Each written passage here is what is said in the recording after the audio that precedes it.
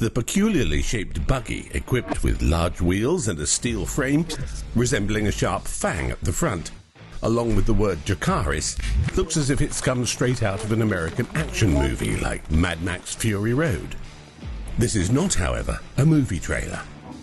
The car you see here is the creation of Musa, a 29-year-old man of Tatar descent, belonging to a minority ethnic group with roots in the Crimean Peninsula. The purpose of these buggies is war.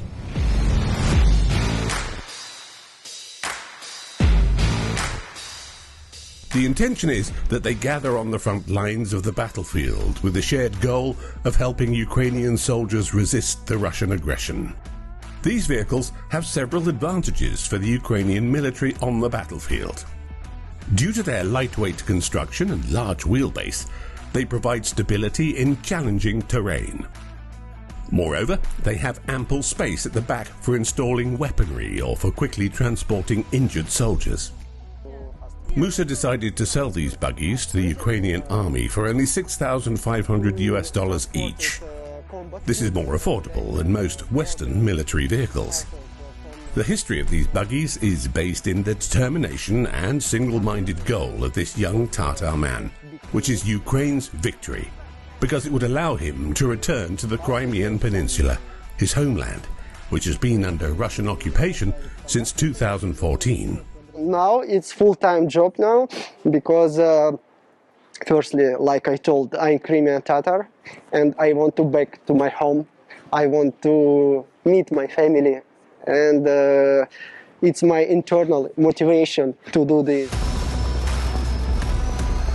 Musa's works are the result of a successful blend of patriotism and the inventive spirit hidden within the Ukrainian people.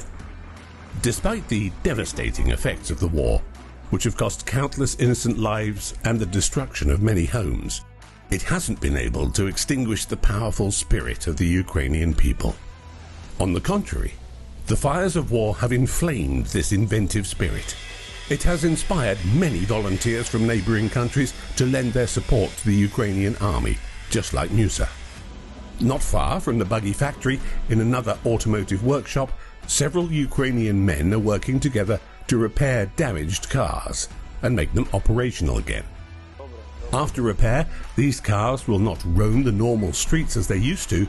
They're being revived to serve a special mission on the battlefield.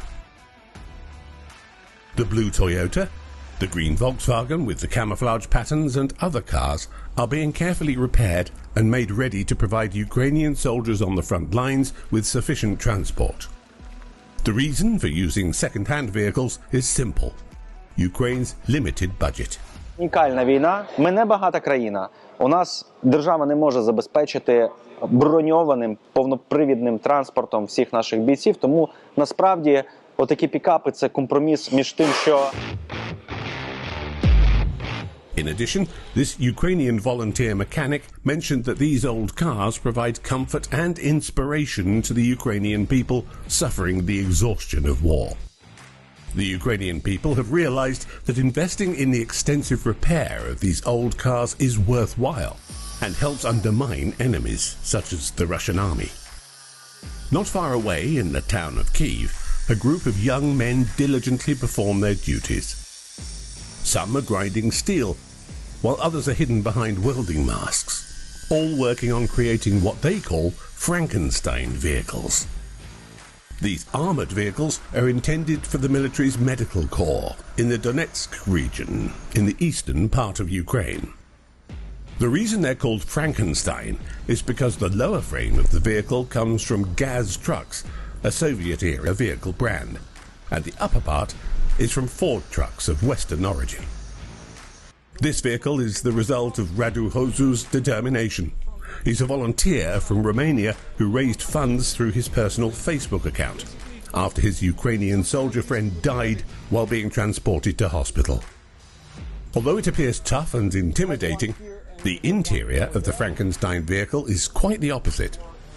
The green steel armour covers a clean white cabin that resembles a hospital. Various life-saving equipment is placed inside the vehicle, prepared for minor treatment all the way to major surgery. The wounded soldiers will come from the front lines inside the evacuation vehicle. They will be stabilized here. All the procedures, the surgeries, the complex surgeries will be done here, and from here we will have 3 to 5 ambulances. We don't know exactly how much money we have left to invest in it. 3 to 5 ambulances that will take the already stabilized soldiers or civilians and will take them to the nearest hospital. Even though this vehicle cannot bring his friend back, Radu says that it will increase the chances of survival for both Ukrainian civilians and soldiers. It will also allow families to be reunited more quickly. Nevertheless, the creative thinking and the spirit of inventors during war has pushed the capabilities of the Ukrainian people beyond just vehicle construction. In Kryvyi Rih, an industrial city in the Dnipropetrovsk region of Ukraine, not far from the front lines, there is a BM-21 Grad multiple rocket launcher. Their launchers are mounted on pickup trucks, a peculiar sight since these launchers are typically installed on larger trucks. This is one of the results of the ingenuity of Ukrainian engineers and mechanics, who possess remarkable abilities. Despite their contrasting backgrounds, everyone shares the same goal: to utilize their skills and inventiveness to aid the Ukrainian army, each contributing their own expertise in conditions of war and with limited resources. The sturdy figure standing beside the truck, which will soon be assembled in the warehouse, is Sergei Bondarenko, the leader of the defense forces on the Ukrainian border. He agrees that Ukrainians have a penchant for innovation and the ability to do anything, from crafting dolls to manufacturing weapons that defend the homeland. У нас взагалі українська нація дуже любить хендмейд. Ми можемо робити мотанки, а можемо робити станки на кулемети. Ми можемо вишивати, робити вишиванки або співати гарних пісень, а можемо взяти, зарядити стрічку і положити там пару сотень москалів. If we were to compare the efficiency, these makeshift vehicles and improvised weapons are surely not as effective as Russia's or Western nations' high-tech weaponry. Pickup trucks with second-hand Grad rocket launchers cannot compete with Russia's original Grad rocket launchers or the HIMARS system of the United States. Buggy-like Mad Max vehicles cannot match the agility and high mobility of Humvees, the iconic off-road vehicles from the United States.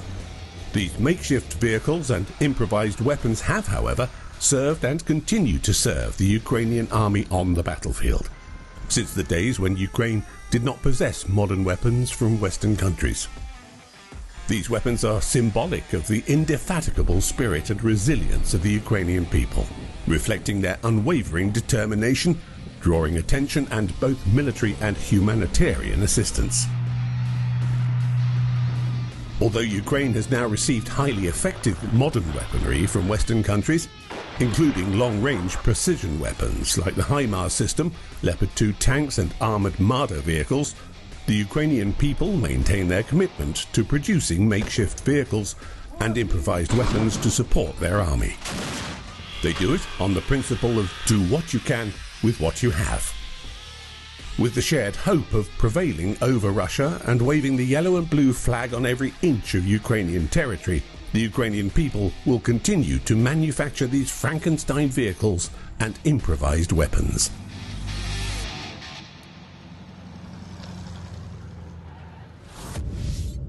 If you want to see more great content from all over the world, please like the video, subscribe to our channel and hit the bell icon. Thank you.